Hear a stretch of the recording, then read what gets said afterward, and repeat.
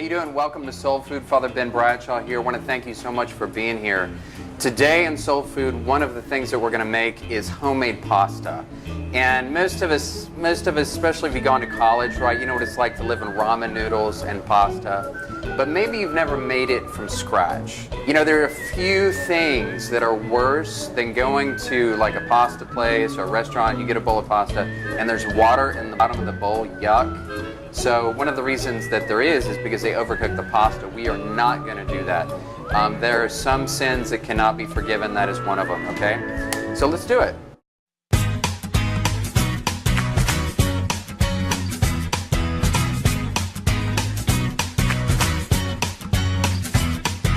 Walk through life. Every day is a new beginning. Shine your light.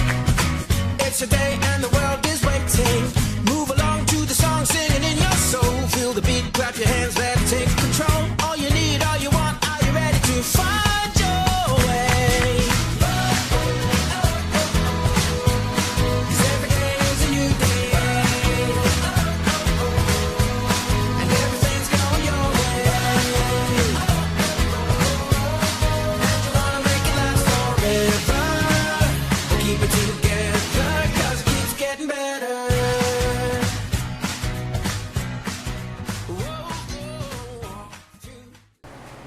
How you doing? Welcome to Soul Food. Father Ben Bradshaw here. I want to thank you so much for being here. Today in Soul Food, one of the things that we're going to make is homemade pasta. And most of us, especially if you've gone to college, right, you know what it's like to live in ramen noodles and pasta. But maybe you've never made it from scratch. Okay, if that sounds intimidating, it's not. The recipe we're going to use is from a man named James Beard. And James Beard was an amazing culinarian, Epicurean, had a huge impact on Julia Child. We've got her picture right here. So we're gonna walk through pasta, how to make it. I'm gonna show you a couple different types of pasta, and what we're gonna do, we're gonna make some, and we're gonna cook it, but we're gonna cook it real, what they call al dente. What does that mean, al dente? In Italian, it literally means to the tooth.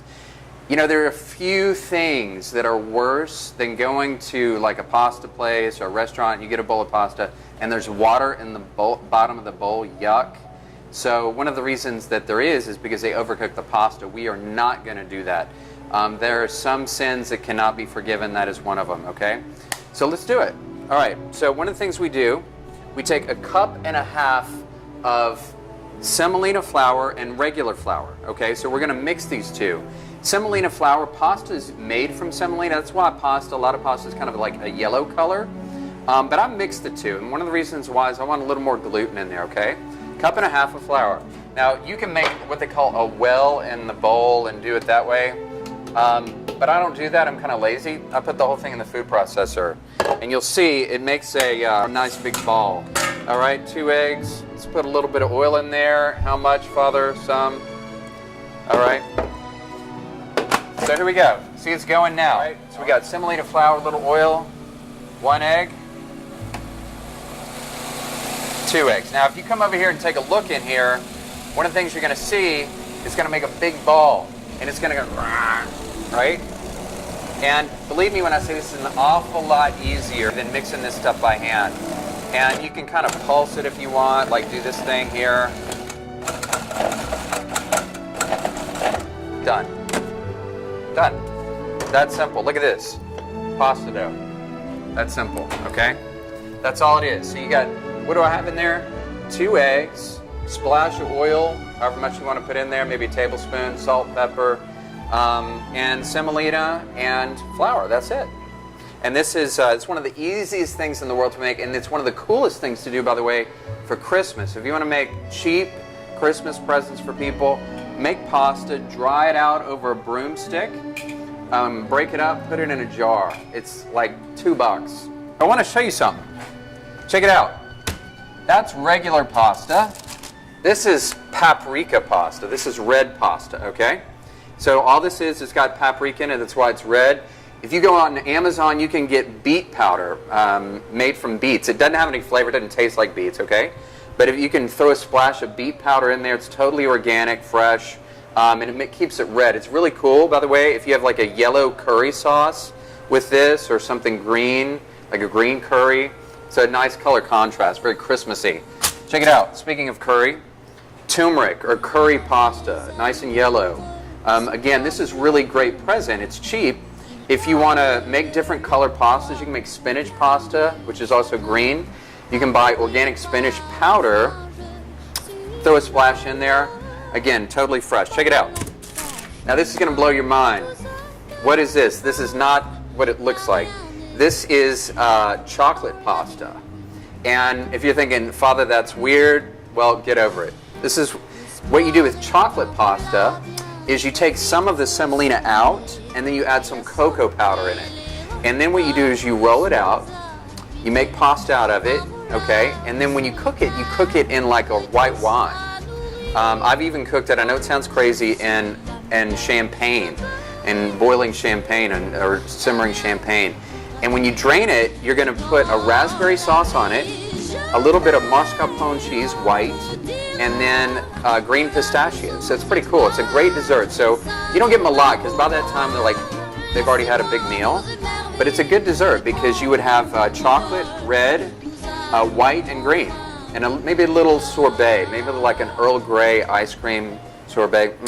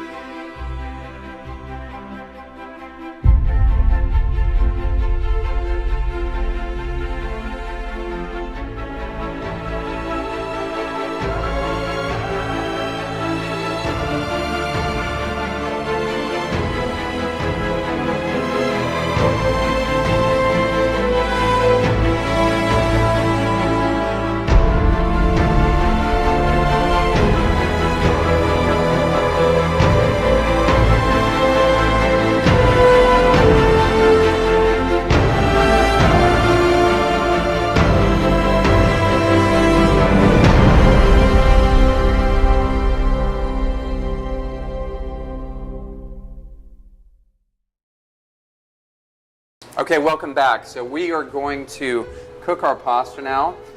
Before we do that, we're going to cut it up, and I'm going to show you how to make fettuccine, and I'm going to show you how to make ravioli, and I'm going to show you how to make vermicelli, okay? If you've ever heard of pappardelle is, it's kind of this thick pasta, and it's actually best to not try to use a pasta machine. If you'd like this thick noodles that are bigger than fettuccine, basically roll it out, roll it up like a big cigar, like a sushi, cut it by hand. That's the best way to do it. And I love it because it soaks up a whole bunch of sauce. It's awesome. But before I do that, I want to tell you a quick story. So in 1978, many of you know 1978 was called the Year of Three Popes.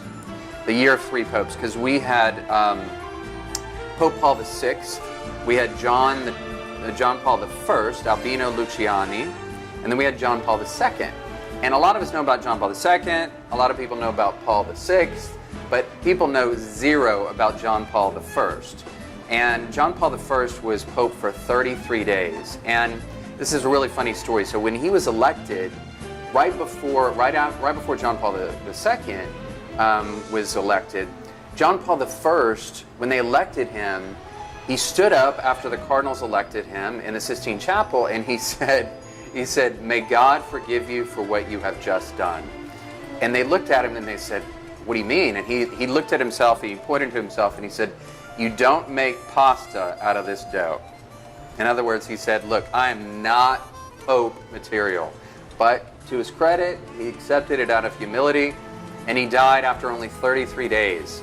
So according to church legend, right, he gave 1 day to every year of Jesus' life. Jesus died when he was 33, right? So if you've ever seen a priest cassock, a priest will have 33 buttons going down the front.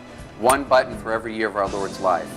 His whole message came back to one word. His whole papal motto came back to humility. Humilitas, humility. That's kind of what pasta is, right? It's a humble peasant food, right? If you've ever had polenta, same thing. It's amazing. Cool. All right, so we got our pasta dough. Now this dough is different than these other four. Remember, we got regular pasta, we have paprika pasta, it's kind of spicy, curry pasta, chocolate pasta. This is herb pasta. Okay, now I want to show you. I'm just rolling this through, okay? Rolling it through. And what I'm going to do, I'm going to put it through here. And, you know, this is like one of the funnest things to do if you've got kids, okay? It's one of the funnest things to do because kids love doing this stuff. And, you know, often I used to teach 7th grade, and I would have them all the time tell me about, like, what is a tradition that you have in your family that you do at Christmas, and something that you really, really love. And the 7th graders, all of them, I loved them, God bless them, I've married some of them now. They used to say, Father, we used to love making Christmas cookies or pasta with our families, you know? So this is such an important thing to do. You can do as a family, make ravioli. In Memphis, here in the South, they call spaghetti sauce gravy. Get me going. It's not gravy, it's sauce. And so it's a big, big thing. You know, people, they create these awesome traditions in their families. Okay, so we got this. And what I'm going to do, I'm going to make this a little bit tighter, a little bit smaller, because I like it kind of thin. Because, you know, if your pasta's too thick, it gets gummy. And worse, it fills you up like really, really fast. Okay? So we're going to roll this in here. And one of the awesome things about this dough is it doesn't have to be perfect. Look at it. It's not perfect. That's cool because I'm not perfect either. All right? So we're going to move this. Let's make fettuccine now. Now the fettuccine is going to be really interesting. We can take that off and put that in there, kind of cram it in there. And it will slowly come out. Even if it's kind of messy, it's okay, because guess what? It's going in the water. See that? Fun.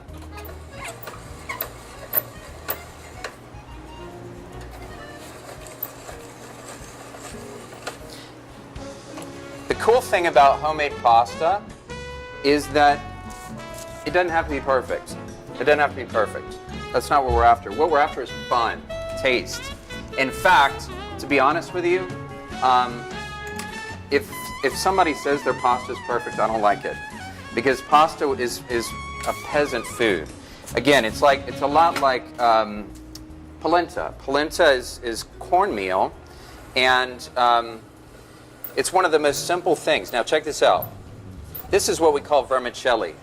This is called vermicelli. All right, see that? It's kind of like angel hair, if you've ever had angel hair. If you ever had pasta carbonara, one of the most simple and awesome things. You've noticed a theme here in Soul Food. We talk about how simple things are. Pasta carbonara is 2 ingredients. It's egg and it's bacon, kind of rendered bacon, and that's it. That's all you put on there. I'll put maybe a little nutmeg or something. But this is what you need. You need fresh, good pasta. Look at that. Look at that.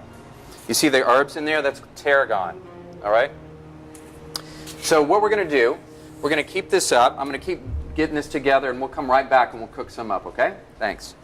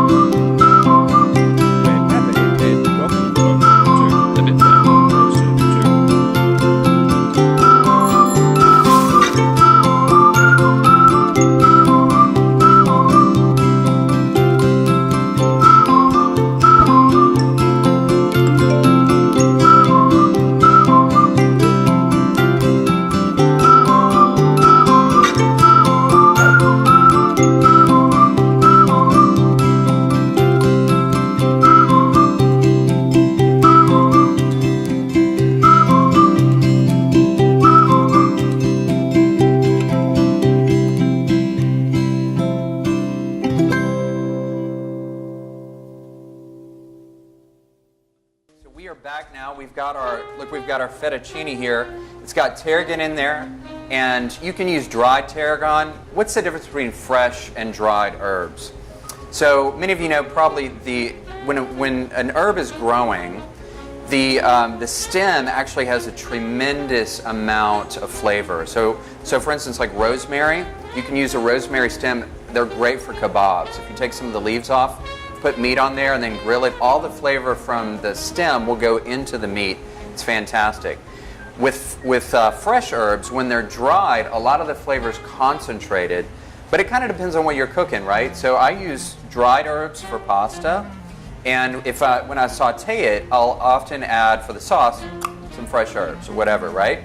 And so it kind of depends on what you're after. So here I've got the fettuccine, and I've got the water going. I've got salt in the water, not a lot, but some. And then I've got some oil in there too. Or as they say in the South, olive oil. Okay, here we go. You're going to put that in there. And this is going to cook, and we're going to let that go there for a little bit. What you want to do is you don't have to stir it a lot, but it is fresh, and it will stick to the bottom because it's got starch in it. And one of the reasons we never, ever, ever, ever, if you're making a sauce, especially something thick, something white, a tomato sauce or whatever, not gravy sauce, you definitely do not want to leave your spoon in the pot. Why?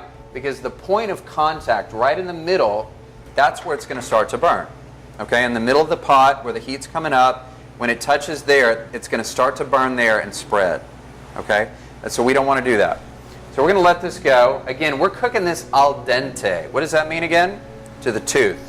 It means we want it a little chewy.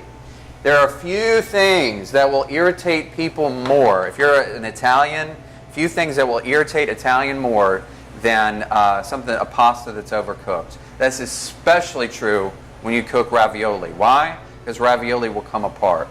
Okay, here we are. See, that's kind of thick. And I'm smelling right now, I'm smelling the tarragon and the herbs. It's a really beautiful thing.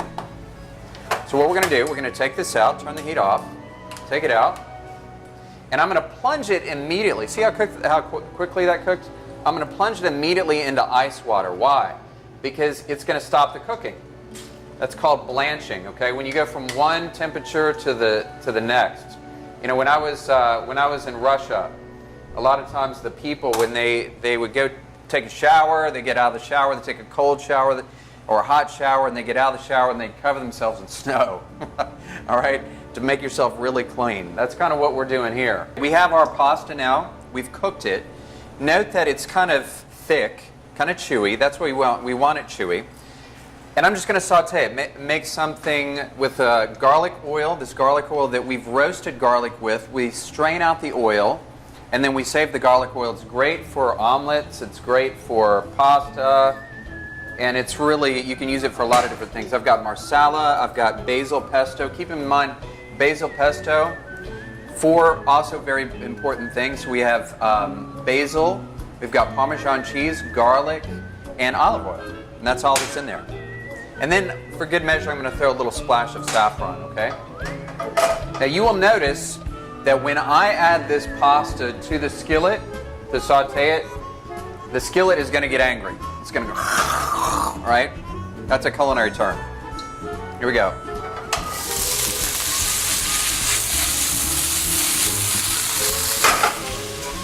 Got that.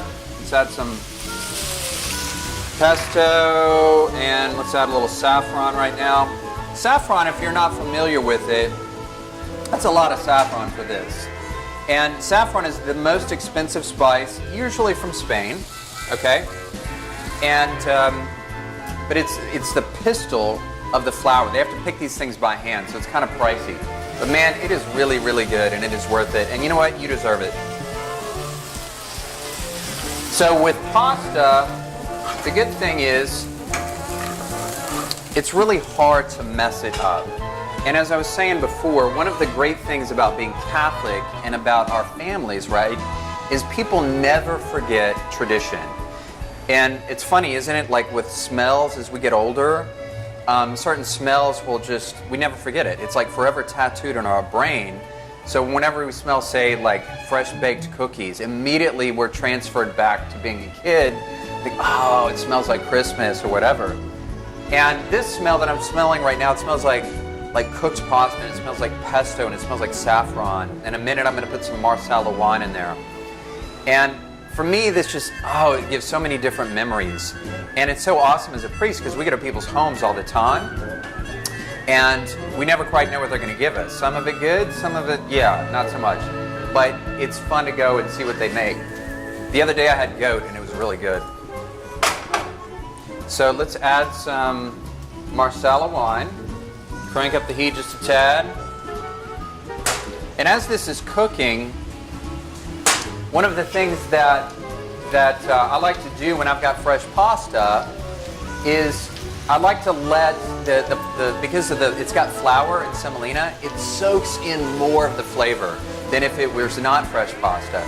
And it actually can soak in a lot more of the sauce too. Fettuccine is not one of the kind of pastas that soaks in a lot of the sauce. Something like penne, which is kind of that oval shape, that will soak in a lot more sauce. All right, but this not so much. All right, let's add some cream.